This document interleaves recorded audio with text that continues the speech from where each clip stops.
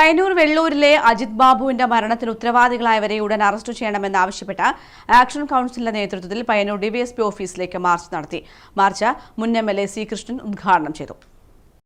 പയ്യന്നൂർ വെള്ളൂരിലെ അജിത് ബാബുവിന്റെ അസ്വാഭാവിക മരണവുമായി ബന്ധപ്പെട്ടാണ് ആക്ഷൻ കൗൺസിൽ രൂപീകരിച്ച് നാട്ടുകാർ പ്രവർത്തനം തുടങ്ങിയത്. ഈ ആക്ഷൻ കൗൺസിലിന്റെ നേതൃത്വത്തിലാണ് പയ്യന്നൂർ ഡിവൈഎസ്പി ഓഫീസിലേക്ക് മാർച്ച് സംഘടിപ്പിച്ചത്. മെയ് 29-നാണ് അജിത് ബാബുവിനെ തൂങ്ങി മരിച്ച നിലയിൽ കണ്ടെത്തുന്നത്. അജിത് ബാബുവിന്റെ ആത്മഹത്യക്ക് കാരണക്കാരായവരെ ഉടൻ കണ്ടെത്തണമെന്നാണ് നാട്ടുകാരുടെ ആവശ്യം. സംഭവത്തിൽ ക്രൈംബ്രാഞ്ച് അന്വേഷണത്തിന് ഉത്തരവിട്ടിട്ടുണ്ട്.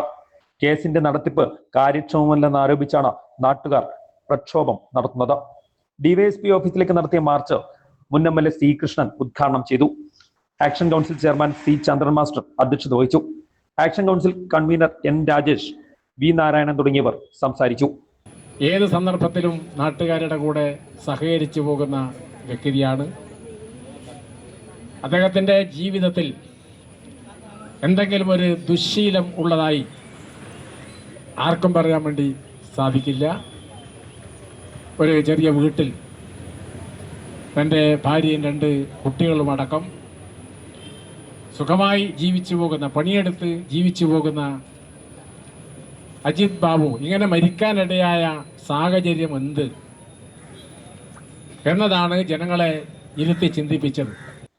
News bureau, Payyanur.